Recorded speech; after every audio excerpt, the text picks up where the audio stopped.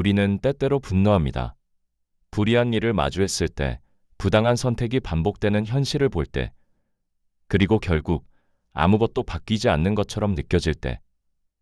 그러나 그 분노가 어디를 향하고 있는지, 무엇을 기준으로 움직이고 있는지에 대해서는 충분히 묻지 않은 채 그 감정만을 소비하고 지나가는 경우가 많습니다. 분노는 방향을 잃으면 소모로 끝나지만 기준을 만나면 선택이 됩니다. 한 인물은 그 감정을 복수로 사용하지도 침묵으로 묻어두지도 않았으며 자신이 감당할 수 있는 방식의 행동 원칙으로 바꾸어 갔습니다. 그는 영웅이기를 바라지 않았고 기록되기를 원하지도 않았지만 자신의 선택만은 끝까지 남기려 했던 사람이었습니다. 오늘의 이야기는 대한민국 임시정부의 주석이기 이전에 한 인간이 분노를 어떤 기준으로 다루려 했는가에 대한 기록, 백범 김구편입니다.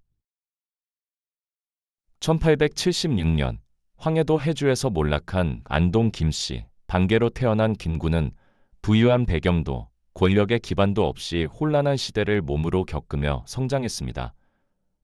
그는 학문을 통해 길을 찾으려 했지만 무너져가는 질서 속에서 그 안에 자신의 자리가 없음을 깨닫게 됩니다. 그러나 그의 삶을 바꾼 것은 거대한 정치가 아니라 단 하나의 사건이었습니다. 1896년 명성황후 시해 소식이 전해지자 나라가 무너지고 있다는 감정은 분노로 번져갔고 그 감정은 결국 치아포에서 일본인 스치다 조스케를 살해하는 선택으로 이어집니다.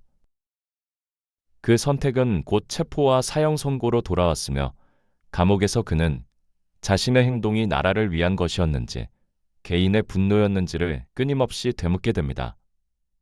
이 성찰은 훗날 폭력보다 조직을, 감정보다 방향을 선택하게 되는 출발점이 됩니다.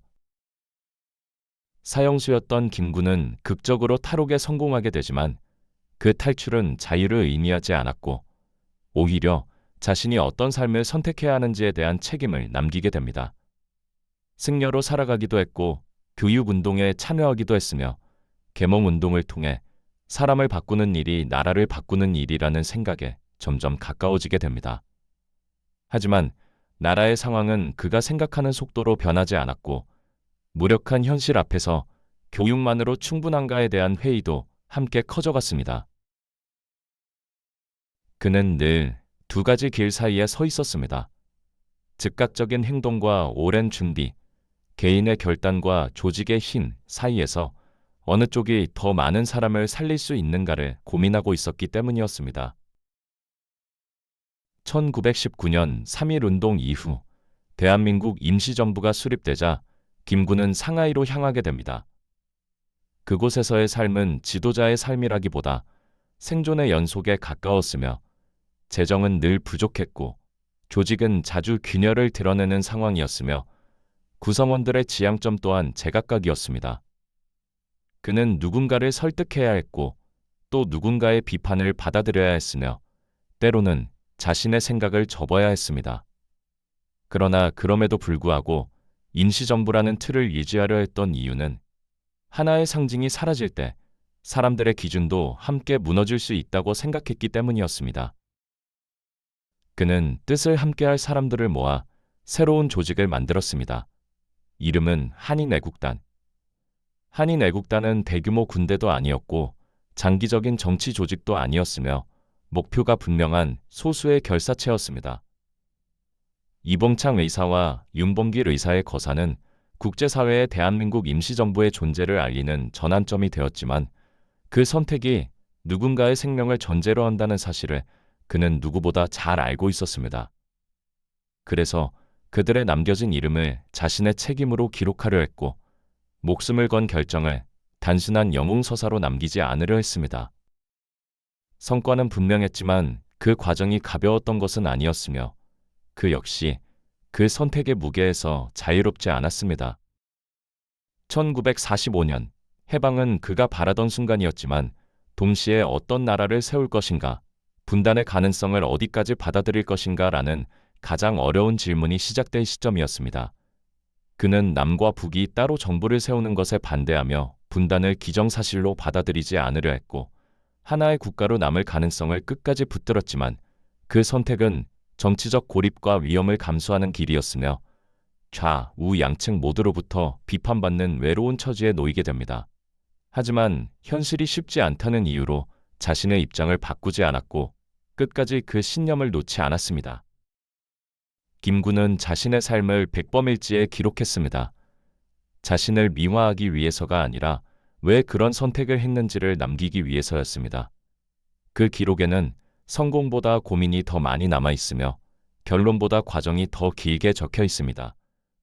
그는 이루지 못한 것들까지 숨기지 않은 채 후대가 자신의 선택을 판단할 수 있도록 여지를 남겼으며 그렇게 남겨진 기록은 변명이 아니라 책임의 표현이었습니다.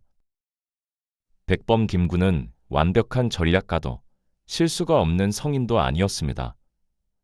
그는 때로 지나치게 고집스러웠으며 현실적인 타협보다 명분을 앞세워 정치적으로 고립되는 선택을 하기도 했습니다. 그러나 그가 우리 역사에서 오래 기억되는 이유는 가장 어려운 순간에도 자신이 세운 방향성을 바꾸지 않았다는 점에 있습니다. 강대국의 논리에 휩쓸리기보다 나라가 지향해야 할 가치를 먼저 고민했고 힘의 크기보다 어떤 나라로 남을 것인가를 묻고자 했던 사람이었습니다.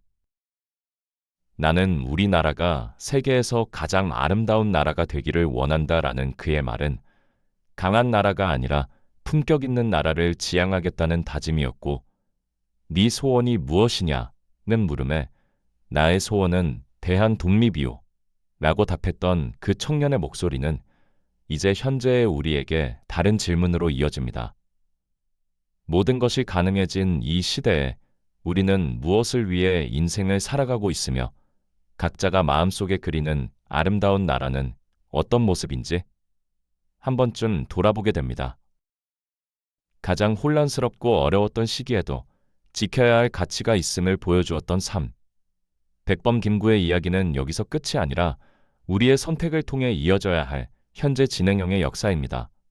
이상으로 위인 도서관 백범 김구 편을 마칩니다. 역사는 끝나지 않고 위대한 인물들의 이야기는 계속됩니다. 다음 이야기에서 다시 찾아뵙겠습니다.